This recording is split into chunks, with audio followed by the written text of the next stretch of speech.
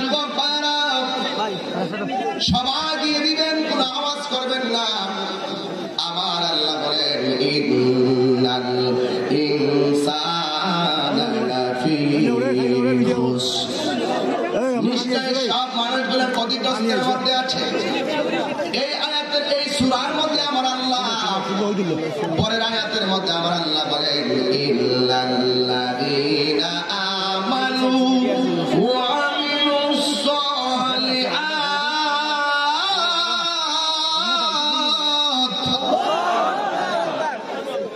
সব মানুষ ক্ষতিগ্রস্তের মধ্যে থাকলেও মানুষের মধ্যে কিছু মানুষ আছে যারা ক্ষতিগ্রস্ত হবে না, যার মধ্যে দুইটা গুণ পাওয়া যাবে, যারা এটা কোয়ালিটির অধিকারী হবে। একটা হলো ইমানদার, আর একটা হলো নেক আমল। যেই মানুষটার ভিতরে ঈমান এবং নেক আমল পাওয়া যাবে, আমার আল্লাহ বলেন এরা সারা সব মানুষ ক্ষতিগ্রস্তের মধ্যে রয়েছে। আল্লাহু আকবার। ওয়া তাওয়াসাউ বিল হাক্কি ওয়া তাওয়াসাউ বিস সাবর। আল্লাহ বলেন যারা ঈমানদার, যারা নেক আমল করে, যারা হকের দাওয়াত দেয়, সত্যের দাওয়াত দেয়, আর যারা ধৈর্যের উপদেশ দেয়, তারা ছাড়া যারা আছে সবাই ক্ষতিগ্রস্তের মধ্যে রয়েছে। যার মধ্যে চারটা গুণ পাওয়া যাবে, এই চার গুণের অধিকারী ছাড়া সবাই ক্ষতিগ্রস্তের মধ্যে আছে। আপনারা আমার সঙ্গে বলবেন, এক নাম্বার হলো ঈমান। জবান করে করে এক নাম্বার কি? এই আওয়াজে মানি না, জোরে বলো কি, আর মহব্বতে বলো কি? এক নাম্বার হলো ঈমান, দুই নাম্বার হলো আমল, দুই নাম্বার কি? তিন নাম্বার হলো দাওয়াত। তিন নাম্বার কি? দাওয়াত। যারা আসতেছিল এগুলো করতেছিল দাওয়াত, এগুলো কি দিনের জন্য, মানুষের জন্য, নিজের জন্য কি ভালো হচ্ছে না খারাপ হচ্ছে? তিন নাম্বার হলো দাওয়াত, চার নাম্বার হলো সবর। সবর মানে হলো ধৈর্য। এই চারটা জিনিস যার মধ্যে থাকে, এরা কোনোদিন ক্ষতিগ্রস্তের মধ্যে পড়বে না। কারণ আমার আল্লাহ রাব্বুল আলামিন কোরআনুল কারীমের মধ্যে বলে দিয়েছেন। আমি 4 নাম্বারটা দিয়ে ওয়াজ শুরু করলাম। যার জীবনে ধৈর্য বেশি, তার জীবনে সফলতা বেশি। আমার আল্লাহ দেখেন, আমার আল্লাহ ঈমানদারকে ডাক দিয়ে বলতে, ঈমানদার ইয়া আইয়ুহাল্লাযীনা আমানুস্তাঈনু বিস-সাবরি ওয়াস-সালাহ ইন্নাল্লাহা মা'আস-সাবিরিন। কুরআন শরীফ পড়লে কি খারাপ লাগে? আমার আল্লাহ বলে, এই ঈমানদারগণ, দেখেন চারটা গুণ যার মধ্যে থাকবে, সে কখনো ওই যে ইন্নাল ইনসানা লাফি খুসর, আল্লাহ যে বলেন নিশ্চয়ই মানুষ ক্ষতিগ্রস্তের মধ্যে আছে। আল্লাহ বলেন এই চারটা গুণ যার মধ্যে থাকবে, সে কখনো ক্ষতিগ্রস্তে যাবে না। এর মধ্যে আমার আল্লাহ দেখেন ডাক দিয়া, ইয়া আইয়ুহাল্লাযীনা আমানু। ওই চারটার মধ্যে একটা হলো ঈমান, একটা কি? একটা কি? ঈমান। এই জন্য আল্লাহ কয়, ইয়া আইয়ুহাল্লাযীনা আমানু, হে ঈমানদারগণ, ইস্তাঈনু বিস-সাবরি ওয়াস-সালাহ।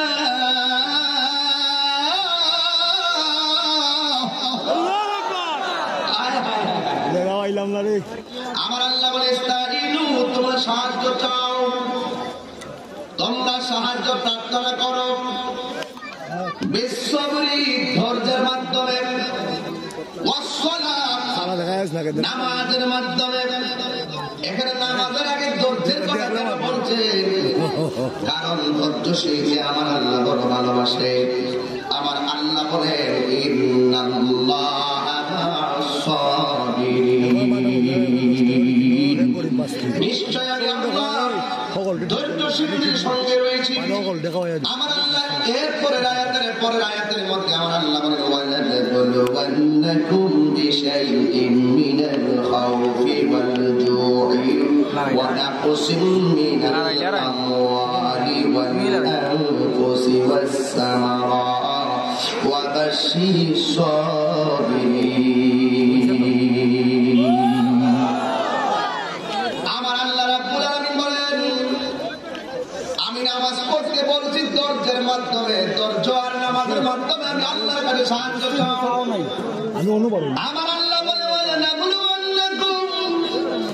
আমি তোমাদেরকে পরীক্ষা করব বিশাইইম মিনাল খাউফ, ভয়ের মাধ্যমে, ওয়াল জু, ক্ষুধার মাধ্যমে, ওয়া নাকসিম মিনাল আমওয়াল, তোমাদেরকে আমি আল্লাহ যে ধন সম্পত্তি দিয়েছি এই সম্পত্তি নুকসানের মাধ্যমে পরীক্ষা করব, ধন দিয়া পরীক্ষা করব। এই যে ধন দিয়া পরীক্ষা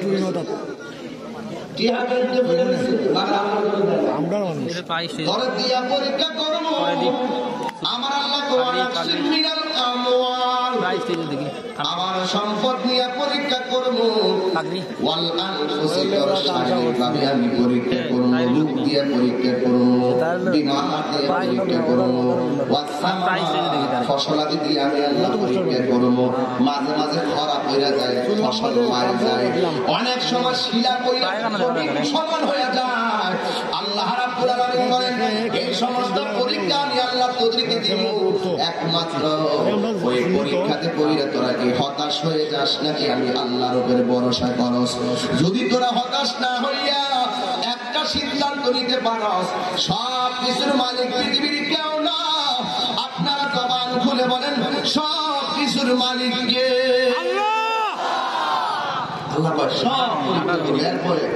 যদি তোরা ধৈর্যশীল হয়ে থাকে,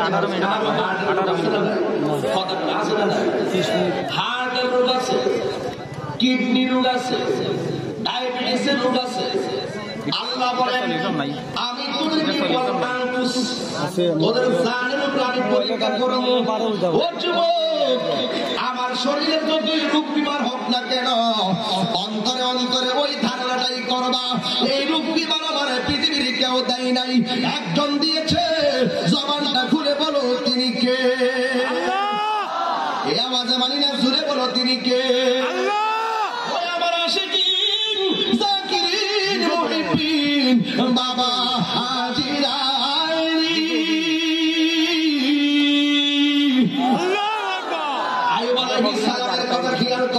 হাতের মধ্যে পছন্দ হচ্ছে, পায়ের মধ্যে পছন্দ হচ্ছে, বডির মধ্যে পছন্দ হচ্ছে, পেটের মধ্যে পছন্দ হচ্ছে, পিঠের মধ্যে শুয়ে থাকতে থাকতে পছতে পছতে পিছনটাই আমার দর্দ হয়ে গেছে। আইয়ুব নবী আল্লাহ রাখে, আল্লাহ সব পরীক্ষা তোমার পক্ষ থেকে, আমি চুল পরিমাণ ধৈর্য হারা হব না।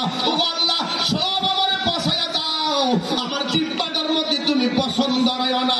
রহিমা ডাক দিয়ে কয়, স্বামী গো আপনি কেন এই দোয়াটা করলেন? আইয়ুব নবী কই, রহিমা আমার জিহ্বাটা যদি ভালো থাকে আমি আমার আল্লাহর জিকির করতে কোনো অসুবিধা হবে না।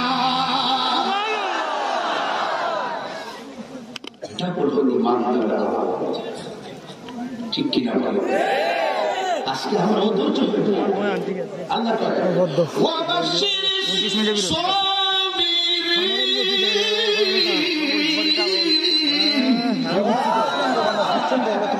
আল্লাহ এই দুনিয়াতে যারা আছো একমাত্র ধৈর্যশীল যারা, তাদের জন্যই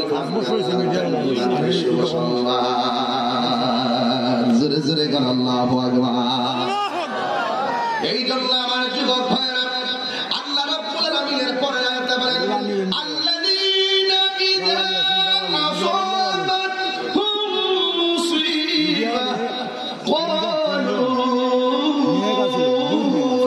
ইন্না লিল্লাহি ওয়া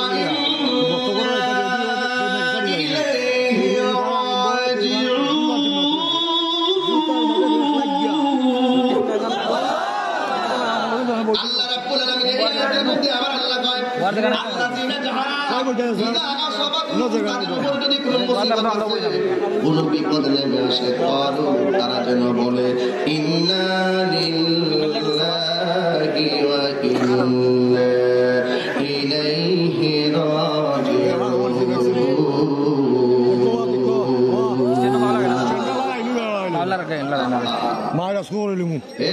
যুবক কি কথা কস, তোদের ধৈর্য নাই, ধৈর্য নাই। আমার চেহারা দিকে তাকানোর দরকার নাই, শুধু আমার কণ্ঠটা শোনো। আমি কি বলতে চাই কথাগুলো আমল করো। নিশ্চয় মানুষ কি লাভের উপর না ক্ষতিগ্রস্ত, কিন্তু এই ইসলামের মধ্যে চারটা জিনিস পাওয়া গেছে। এক নম্বর ঈমান, আমল, দাওয়াত আর হইল সুবর। এই চারটা জিনিস যে মানুষের মধ্যে থাকে এই মানুষটা কখনো ক্ষতিগ্রস্তের মধ্যে যাবে না। এই জন্য বাবা ধৈর্যশীল হওয়া লাগবে, কারণ ধৈর্যশীলদের সঙ্গে কেউ নাই, একজন আছে। জবান খুলে বলুন তিনি কে? 2 নম্বর, আমি 4 নম্বর দিয়ে শুরু করলাম। ঈমান থাকলে আপনার ঈমান অটোমেটিক চলে আসবে। 3 নম্বর হলো দাওয়াত। 3 নম্বর কি? দাওয়াত। এখানে ধৈর্য লাগবে, এখানে কিন্তু রাগ করা যাবে না, এখানে ধমক দেওয়া যাবে না, এখানে জোর জবরদস্তি করা যাবে না। দাওয়াতের কাছে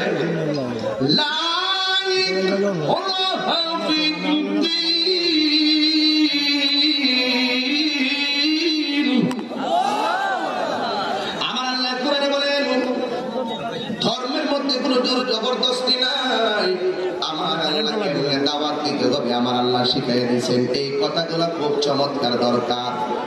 শুধু যে আমার মতন বক্তা হইয়া ওয়াজের মাঠে দাওয়াত এটাই যে যথেষ্ট তা না। এমন দাওয়াত প্রত্যেকটা মসজিদের মেহরাবে মেহরাবে দিতে হবে। এমন প্রক্রিয়ায় দাওয়াত ঘরের ভিতরে বাবা মা হইয়া সন্তানকে দিতে হবে। এই জন্যই তো আমার আল্লাহ দাওয়াতটা কেমনে দিতে হবে 2টা পদ্ধতি শিখাইয়া দিয়েছেন। কয়টা?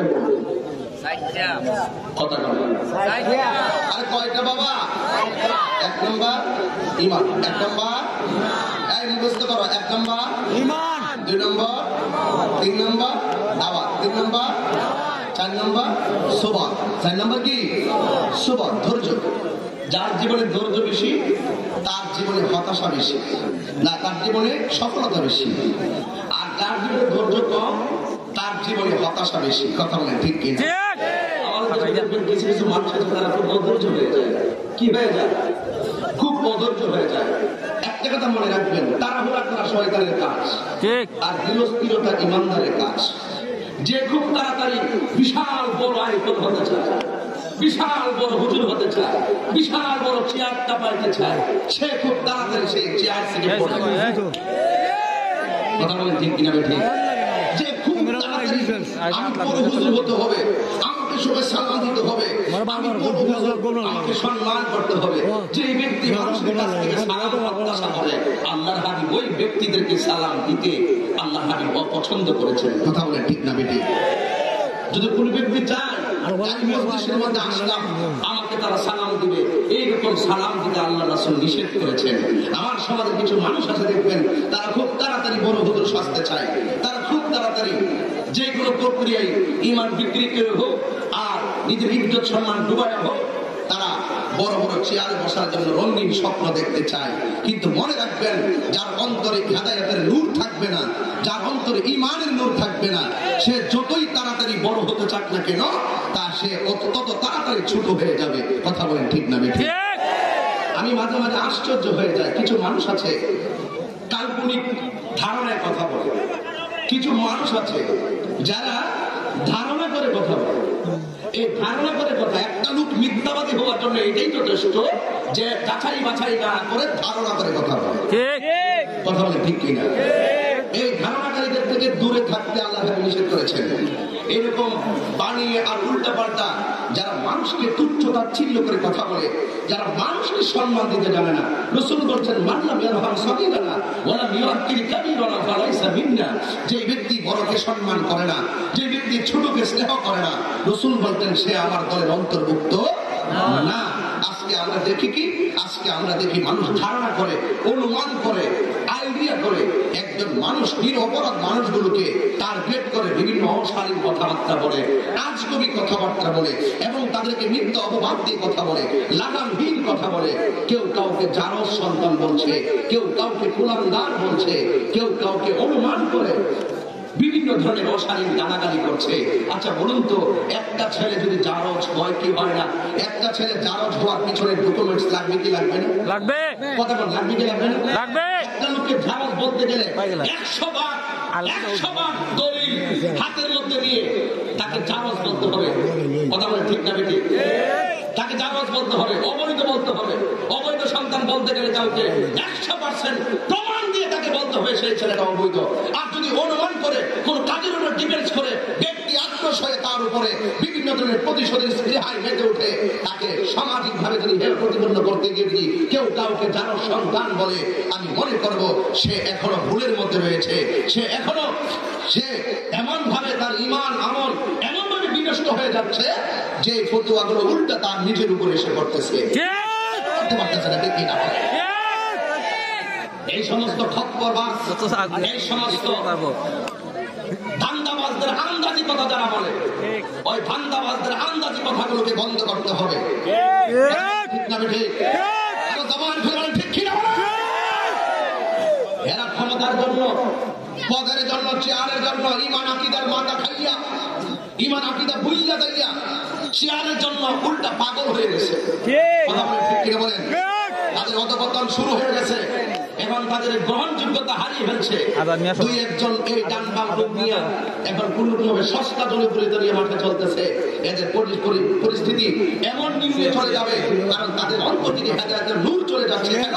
তাদের ঈমান আকীদার নৈতিকতাকে ভিন্ন খাতে প্রবাহিত করেছে।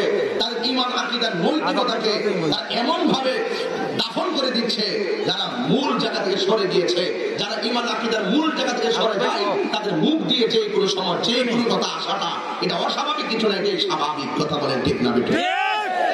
এই সমস্ত ধান্দাবাজদের আন্দাজি কথা লাগাম টেনে দেওয়া উচিত। একটা কথা বলতে 100 বার। একটা ছেলেকে যারা সন্তান বলতে গেলে ডকুমেন্টস রেডি করতে হবে। আন্দাজি কথা বলা যাবে না, অনুমান করে কথা বলা যাবে না। কত টাকা দায়িত্ব এটা আমরা মিডিয়ার লাগে করি। দায়িত্বশীল ব্যক্তির কথা যদি দায়িত্বহীন হয় তাহলে নিশ্চয়ই তৃণমূলের কাছে জবাবদিহিতা করবে। আমরা কত টাকা দেব? এটাই বাস্তবতা। এটা আমি বলছি দাওয়াত আপনি দিবেন। আজ একটা লোক অন্যায় করলে তাকে যদি আপনি লাইনে আনতে চান আপনাকে 2টা পদ্ধতি গ্রহণ করতে হবে। এর মধ্যে একটা হলো হিকমত, একটা কি হিকমত, আর একটা হলো ওয়াল মাউইজাতুল হাসানা, সুন্দর কথা, সুন্দর আচরণ। আল্লাহ তাআলা বলেন যে নিশ্চয়ই মানুষ ক্ষতিগ্রস্তের মধ্যে আছে, কিন্তু যার মধ্যে 4টা গুণ থাকবে সে কোনোদিন ক্ষতিগ্রস্ত হবে না। 1 নম্বর ঈমান, 2 নম্বর 3 নম্বর দাওয়াত, 4 নম্বর সুবর।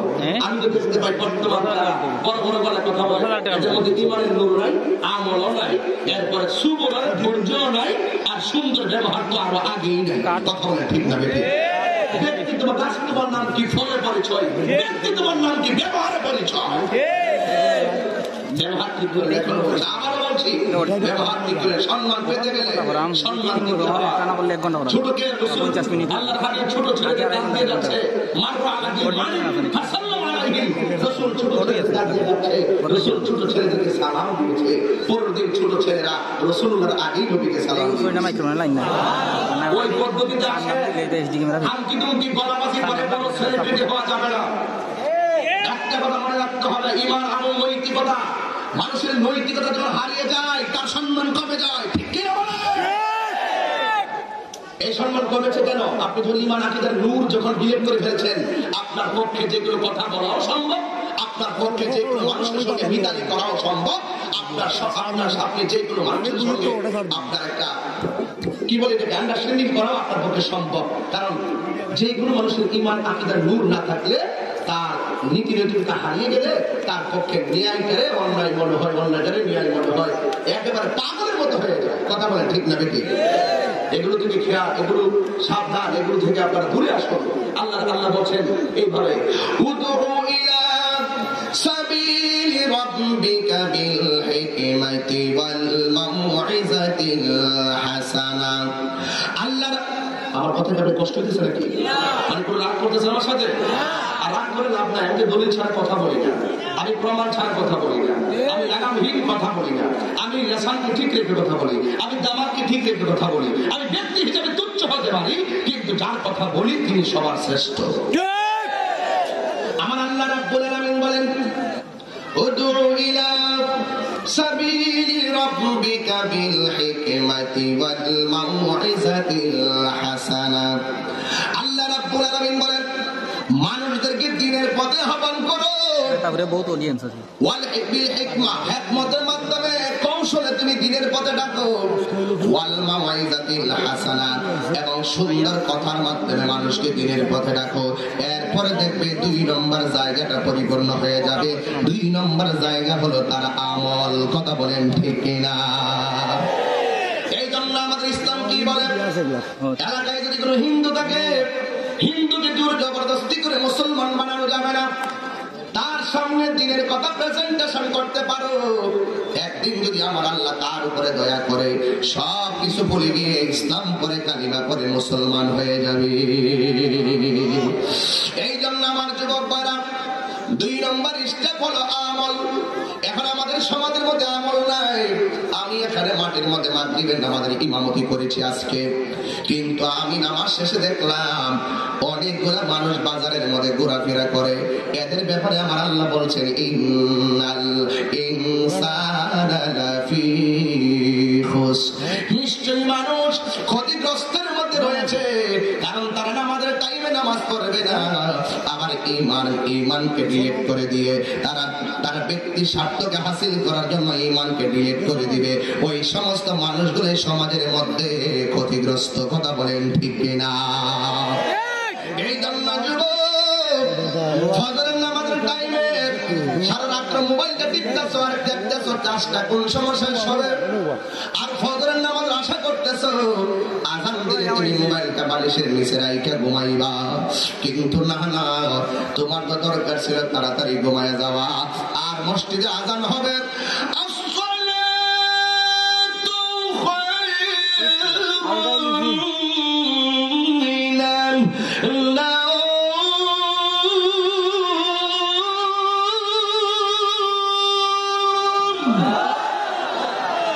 তোমার তো দরকার ছিল সকাল সকাল ঘুমায় যাওয়া। মসজিদের মধ্যে মুয়াজ্জিন যখন বলল সালাতু খায়রুম মিনান নাওম, ঘুম থেকে নামাজ উত্তম, তোমার দরকার ছিল কম্বলটা লাত্তি মাইরা ফালাইয়া, তোমার দরকার ছিল মসজিদের মধ্যে নামাজে দাঁড়াইয়া তুমি আল্লাহর কুদরতি কদমে সেজদাটা দিয়ে দেওয়া। কেন জানোনি? কারণ হলো এই জন্য নামাজটা পড়তা। এই চাঁদের মধ্যে আমার আল্লাহ নবীর মেরাজে নিয়েছে। ঠিক বুঝতেছি না আমার কথা, ধারাবাহিকতা বুঝছেন। আমি কিন্তু শুরু করছি ধৈর্য দিয়ে। কি দিয়ে শুরু করছি? এই জন্য প্রত্যেকটা মানুষের মন ধৈর্য পেয়ে গেছে। আল্লাহ এভাবেই রহমত করে, এখন কথা কয় না, এখন ধাক্কাধাক্কি করে না। কেন জানেন? সামনে একটা কবর আছে, এই কবর আমি গেলে এই বাহাদি বিশেষ। এখন যদি আমি মারা যাই, আজাদ ভাই, এখন যদি আমি মারা যাই, আপনার কাছে তো আমার অনেক দাওয়াত আছে, এই মাহফিল দিকে আমার কারণে এরা বন্ধ করে দিব? আমি এখন মারা গেলে তাহির হুজুরের দাওয়াত করছিলাম, তাহির হুজুর মারা গেছে, এই জন্য আপনারা দাওয়াত করতেছি। আরেকজন হুজুর এখন মাহফিল টিভি চালাইবো। আমি যদি মারা যাই, আমার ব্যাংকের মধ্যে যে অ্যাকাউন্ট আছে, অ্যাকাউন্টের টাকা আমার ওয়াইফ অথবা আমার পরিবারের মানুষ দিয়ে টাকা তুলে ঠিকই ভাগ বাটোয়ারা করে নিবে। আমি যদি মারা যাই, আমার জমি যেগুলো আছে ঠিকই জমিনের দানগুলো ঠিকই প্রতি বছর দান করাবে। আমি যদি মারা যাই, সকাল দুপুর এবং রাত্রে যে খাবার, এই দৈনন্দিন খাবার রুটিন কিন্তু ঠিকই চলবে। আমি যদি মারা যাই, আমার বন্ধুরা কিন্তু ঠিকই আমার শূন্যতার জায়গায় আমার গ্যাপে আরেকজন বন্ধুকে স্থান দিয়ে তাদের বন্ধুত্ব কিন্তু ঠিকই চলবে। আমি যদি মারা যাই, আমার জন্য কোনো কাজ কিন্তু থেমে থাকবে না, চলে যাব শুধুমাত্র আমি আর তুমি। কথা বলেন না কেন? এটাই বাস্তব, এটাই সত্য। এই দুনিয়াতে কেউ আপনাকে চুল পরিমাণ জায়গা করে দিবে না। আপনার আছে, দুনিয়ার আছে, আপনার নাই কিছু নাই। এই জন্য বলছে আগে নিজেরই ছিল, আগে নিজেরই ছিল। আরে সুয়ের মাথাটা যে জায়গায় পড়বে ওই জায়গার মালিকও তুই না, ওই জায়গার মালিকও আমি না, ওই জায়গার মালিকও আপনি না, ওই জায়গার মালিকও আপনি না। সুয়ের মাথা যেই জায়গায় পড়বে এই জায়গার মালিকও পৃথিবীর কেউ না।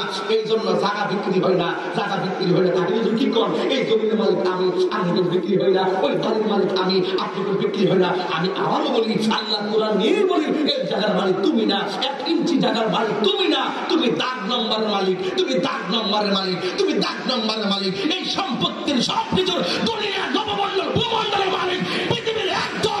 জবান করে বলে তিনি কে?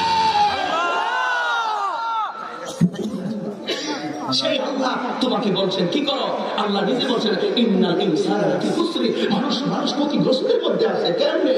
ওই কারা মারপেট লাথি মারে, ওরা মারপিটে লাথি মারে, ওরা জান্নাত হারাম খায়, ওরা জান্নাত লাথি মারে, ওরা জান্নাত হারাম খায়, ওরা সব জানে। জানার পরও আমি আল্লাহর সঙ্গে নাফরমানি করে। আল্লাহ কয় আল্লাহু ইস্তাহজিউ বিহুম ওয়া ইউমদ্দুহুম ফি তুগয়ানিহিম ইয়ামাহুন। আরে তোরা প্রতারণা করস, মনে করতেছিস যে তোরা মানুষের লোকে প্রতারণা করতেছিস, মনে করতেছিস কাউকে ঠকাচ্ছিস। না না না না, আমি আল্লাহ কিন্তু তোদেরকে একটু সময় দেবো। ফি তুগয়ানিহিম ইয়ামাহুন, তোরা একটু ঘুরে বেড়াস না। আরে ঘুরে একটু বেড়াতে থাক। ঘুরি যখন আকাশে তুলে দে, ঘুরি বাতাসের টানে দিলে ডানে যায় বামে যায়। বালক যখন ঘুরি সুতার টান দে তখন ঠিকই ঘুরি কিন্তু বালকের কাছে চলে আসে। আর তুই ঘুরতে থাকস না, তোর মন চাইতেছে হারাম খাইতে। আরে হারাম খাইলে যে গুনাহ হয় তোর বিবেক দিছি না, এরপরে তুই খাইছস। ও সুদ খাইলে গুনাহ হবে এটা যে হারাম বোঝার জন্য তুই বিবেক দেই নাই, তারপরে খাইছস। এই জিনা করলে গুনাহ হবে তুই জানিস না, বিবেক কি দেই নাই তোর শাস্তি হবে জান্নাত দেওয়ার জন্য, এরপরে জিনা করছস। ওকে তুই তো দুনিয়া মহল ঘুরতে থাক। আমি আল্লাহ যখন তোর টান মারবো পৃথিবীর কোনো শক্তি নাই তোরে ধরে। কথা বলে ঠিক, আমার এই কথাগুলো যে আপনারা উড়াইয়া ফেলে দিবেন না, আমার অন্তর থেকে ধরেছে।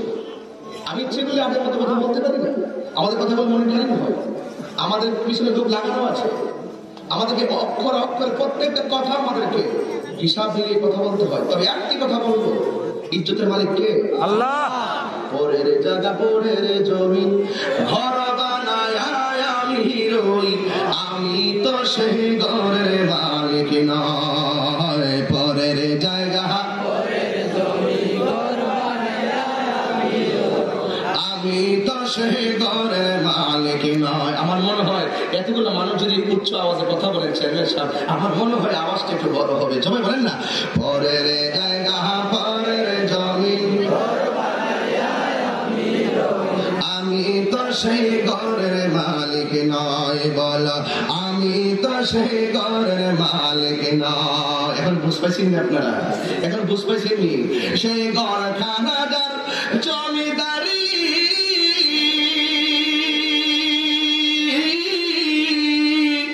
আমি পাই না তাহার হুকুম জারি। সেই ঘরখানাদার জমিদারি আমি পাই না তাহার হুকুম জারি। আমি পাই না জমিদারের দেখা, আমি পাই না জমিদারের দেখা। মনের দুঃখ কারে কই, আমি তো সেই ঘরের মালিক নয়। পরের জায়গা পরের জমিন ঘর বানায় আমি রই। পরের জায়গা পরের জমিন আমি তো সে ঘরের মালিক নয়। জমিদারের ইচ্ছা মতো দেই না জমি চাষ, তাই তো ফসল ফল নাহার দুঃখ 12 মাস। ঠিক কিনা বলে?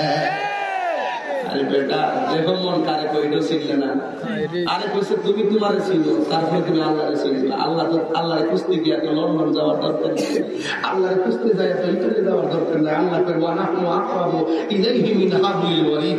আমি আল্লাহ তোদের শাহরুখের নিকটে। বান্দারে, ও বান্দা, ও বান্দা, আমি আল্লাহ তোর কাছে, তুই আমার ডাক দিলে আমি খুশি, তুই ডাক না দিলে আমি বেজার। তুই আমার কাছে গুনাহ মাফ চাইলে আমি খুশি, তুই না চাইলে আমি বেজার। আমি আল্লাহ 3000 নাম, আমি আল্লাহ একটা নাম দিছি গাফফার, আরেকটা নাম দিছি রহিম রহমান। কেন দিছি? একমাত্র তোদেরকে আমি মায়া করে বানাইছি এই জন্য। সুবহানাল্লাহ। আমি আপনাদেরকে মায়া করে বানাইছি। এই জন্য আল্লাহ বলছে 4টা গুণ। এই যে দেখেন সব মানুষ ক্ষতিগ্রস্ত, এই সূরা থেকে 4টা গুণ বের করলাম। 1 সুবর, 2 দাওয়া, 3 আমল। এই আমলটা এখন নাই কেন? কারণ কি? আমল না থাকার কারণ হলো যে 1 নম্বর জায়গাটা থেকে আমরা দূরে সরে গেছি, ঈমান। এটা কি কথা? এটা কি ঈমান থেকে দূরে চলে গেছে। এই যে আমলটা, এই রজবের চাঁদের 26 তারিখ দিনের মতো রাতে আল্লাহ নবীর তার মহান রবের বিধানে দিয়েছেন। নবীর নীতি এমন জায়গায় গেছে, ওখানে যাওয়ার পরে নবী ডাকে, আল্লাহ অনেক সুন্দর জায়গা। আল্লাহকে বন্ধু, এই জায়গাটা পৃথিবীর কোনো চোখ দেখে নাই। অনেক সুন্দর জায়গা, আর এই জায়গার কথা পৃথিবীর কোনো কানে শোনে নাই। আল্লাহ অনেক সুন্দর জায়গা, এই জায়গাতে কোনো নবী রাসূলের জীবনে কদম পড়ে নাই। এরপরে এই 3টা কথা বলার পরে রাসূল চোখের পানি ফেলে কান্না শুরু করলেন। আল্লাহ ডাক দিয়ে, বন্ধু আপনি কাঁদতেন কেন?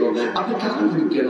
আমার রাসূল ডাক দিয়ে, আল্লাহ এই জায়গাটা পৃথিবীর কোনো নবী দেখে নাই, এই জায়গা সিনারিতে কোনো নবীর গান দিয়ে কখনো শুনে নাই। আল্লাহ এই জায়গাতে আমাকে তোমার দিদারে এনে দেখিয়েছো। আল্লাহ তোমার কাছে একটা ফরিয়াদ, আমি তো এত সুন্দর জায়গা দেখেছি, কিন্তু আমার তো মন করতেছে না। আল্লাহ কয়েকটা বন্ধুর মনটা ভরার জন্য আর একটা সুন্দর জায়গায় নিয়ে যাবো। এর চাইতে আরো সুন্দর জায়গায় রাসূলকে নিয়ে গেলেন। চিৎকার করে কি সুবহানাল্লাহ বলবেন না বাবা? আল্লাহ তো আরে কন্যা আমার তো মন থাকে না। আমার আল্লাহ তো না আমার আল্লাহ তো বলছেন, এই যে দেখেন আল্লাহ বলছেন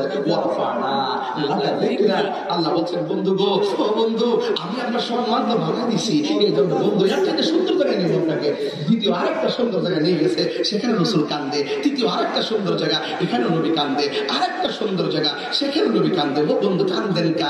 আল্লাহ কোন নবী দেখে নাই, সফিউল্লাহ দেখে নাই, নাজিউল্লাহ দেখে নাই, খলিলুল্লাহ দেখে নাই, খলিফাতুল্লাহ দেখে নাই, রুহুল্লাহ দেখে নাই, কালিমুল্লাহ দেখে নাই।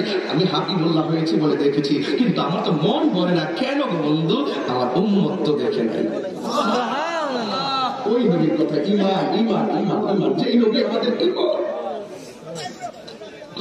যেই নবী আমাদের ঈমান, যিনি মায়ের দিকে দুনিয়াতে আইসা উম্মতকে বলে নাই, যিনি উহুদের জমিনে দন্ত মুবারক ভাঙ্গা উম্মতকে বলে নাই, যিনি তায়েফের জমিনে রক্ত মুবারক ঝরায় উম্মতকে বলে নাই, যিনি আরশে আজিমে গিয়ে উম্মতকে বলে নাই, সেই নবীর কথা বলছি। আমল আমল দেখ, নবীরে গোড়াইতে গোড়াইতে আমার আল্লাহ 17টা জায়গায় গেছে। সুবহানাল্লাহ। এরপর নবী কথা, তুমি যতই কো আমার উম্মত আমার উম্মত আমার উম্মত, রাব্বি হাবলি ইয়া উম্মতি, ও আল্লাহুম্মা হে আল্লাহ, রাব্বি ও আমার রব, হাব হাব দেও দেও দেও দি আমাকে উম্মতি, আমার উম্মত গুলো শুধু আমার দিয়া দাও। সুবহানাল্লাহ। তুই কেমন নবীর উম্মত? আমি কেমন নবীর উম্মত? আপনি কেমন নবীর উম্মত? যেই নবী একটা সেকেন্ডের জন্য আপনাকে বলে না, আর আপনি তাকে ভুলে গিয়েছেন। কোন দালালি তাকে ব্যস্ত হয়ে গেছেন? কার পাল্লায় আপনি ভুলে গিয়েছেন সবকিছু? কোথায় ছিলেন, কোথায় গিয়েছেন? সবগুলো জবাব কিন্তু দিতে হবে। কথা বলেন না কেন? কথা বলেন না কেন? আল্লাহ দেখে, বন্ধু ও বন্ধু আপনি কাঁদলেন না, বন্ধু আপনি কাঁদলেন না। এই 17টা জায়গায় আনছিলাম আপনারা দেখে বললেন। শুধু তাই না, আমি আল্লাহ তো আপনাকে দিদার দেবো। সুম্মাদানা ফাতাদাল্লা ফাকার, এত করে আপনারা এটা আসছি আর কি। সুম্মাদানা ফাতাদাল্লা ফাকানা কাবা কাউসাইনি। আল্লাহ আয়ো বন্ধু, ও বন্ধু মন ভরে না, আরো কাছে আসো, আরো কাছে আসো, আরো কাছে আসো, আরো কাছে আসো, আরো কাছে আসো। রাসূল বলেন, আমি আল্লাহর এত কাছে গিয়েছি, আল্লাহর কুদরতি হাত আমার কাঁধের উপর রাখার পরে আমার শরীরে একটা ভাব আসছে, শীতল শীতল ভাব আসছে। সুবহানাল্লাহ। আর বড় হবে উম্মতের আওয়াজ, আর বড় হবে। সুবহানাল্লাহ। এই উম্মতের আওয়াজ আর বড় হবে। সুবহানাল্লাহ। জবান খুলে বলো ইয়া রাসূলুল্লাহ, বলো ইয়া রাসূলুল্লাহ। কি বললাম, কি ওয়াজ করতেছি, কি বলতেছি আমি কিন্তু বুঝতে পারতেছি না কোন দিকে যাবো। তবে যা বলতেছি ইটস ট্রু, এটাই সত্য, এটাই বাস্তব, ইউনিভার্সাল ট্রুথ, এটাই চিরন্তন সত্য। Because if you do love Allah, follow the Muhammad Mustafa সাল্লাল্লাহু আলাইহি ওয়াসাল্লাম, I know that everybody amazing figure, প্রত্যেকটা মানুষ কিন্তু যুবক, একদম দারুণ স্পৃহা। আপনারাই পারেন, যদি যুবক এক হয়ে যায় 12 ঘন্টার ভিতরে এই এলাকায় ওয়াহাবিরা কথা বলার সাহস পাবে না।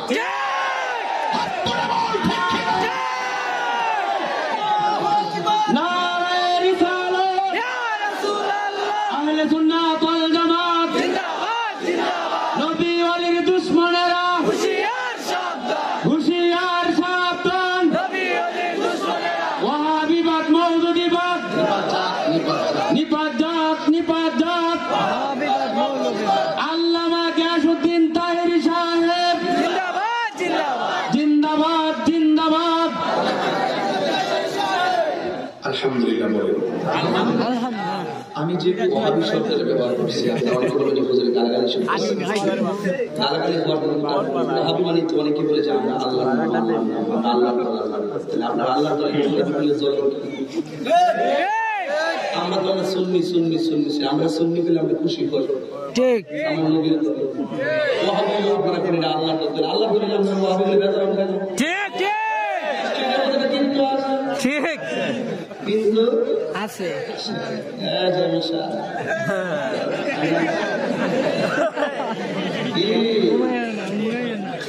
কষ্ট দিয়েছেন আপনাদের আমি কিন্তু কাউকে ছাড় যে কথা বলি না কেন আমি বলছি ধৈর্য ধৈর্য দাওয়া আমল ঈমান ঠিক আছে এই চারটা জিনিস আমার জন্য দরকার আছে দরকার আছে তাহলে আমরা কোথায় গিয়ে ঠেকেছি এখন যারা বলে রাসূল মেরাজে গিয়ে আল্লাহকে দেখে নাই আমরা কিন্তু এখানে তাদের সাথে কি বাবা পায়ে ধরে নবীকে মেরাজে গিয়ে কয়টা জায়গায় দেখানোর পরে নবী উম্মত থেকে গেছে 17 আল্লাহকে বন্ধ কেন যখন কেউ ছিল না শুধু ছিল তুমি আর আমি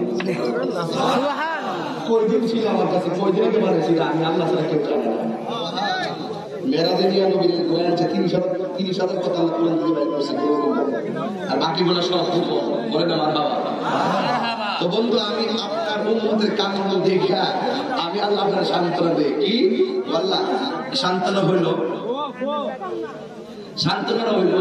আমি আপনার উম্মতের জন্য আমি এই রজবের চাঁদে তোমাকে 5 ওয়াক্ত নামাজ দিয়ে দিয়েছি 5 ওয়াক্ত নামাজের মধ্যে 17 রাকাত ফরজ আছে না নাই আছে ফজরে কয় রাকাত বাবা 2 রাকাত যোহরে 2 আর 4 কত 6 আসরে 10 6 আছে কত 10 মাগরিবে কত 10 আর 3 কত 13 আর আশারে কত 13 আর 4 কত 17 নবীর গুরাইছে কয় জায়গা 17 জায়গা উম্মতের জন্য তো কাছে আমি আল্লাহ কথা দিলাম আপনার উম্মত যখন 5 ওয়াক্ত নামাজের পর তওবাত দেয়া পড়বে আমি আল্লাহ কথা দিলাম এই 17টা জায়গা এই জায়গা পৃথিবীর নবী রাসূল দেখে নাই আমি আল্লাহ আপনার উম্মতগুলোরে এই জায়গাগুলো ঘুরাইয়া দেখাইয়া জান্নাতে দিয়ে দেব এই কথাগুলো কি মানার দরকার আছে 5 ওয়াক্ত নামাজের দরকার আছে এই নামাজের জন্য আমরা কোথায় যাই এই মসজিদের জন্য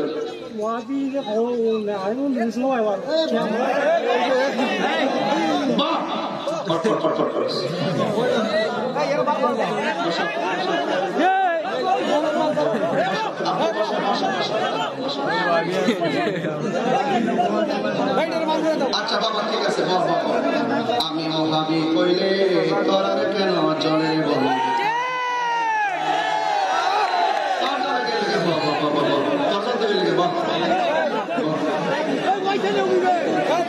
সবাই আলহামদুলিল্লাহ আর আলহামদুলিল্লাহ বসতে গেলে বসতে গেলে সর আমার সর এমনি কি আমি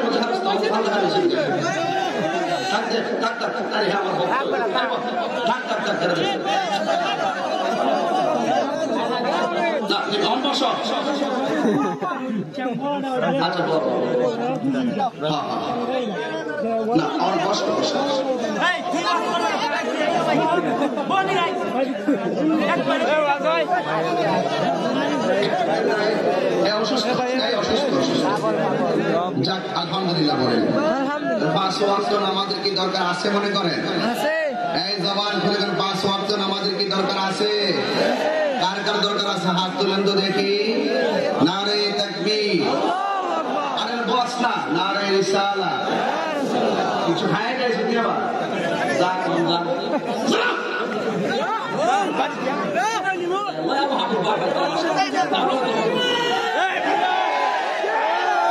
আল্লাহু আকবার জোরে বলেন আল্লাহু আকবার আল্লাহু আকবার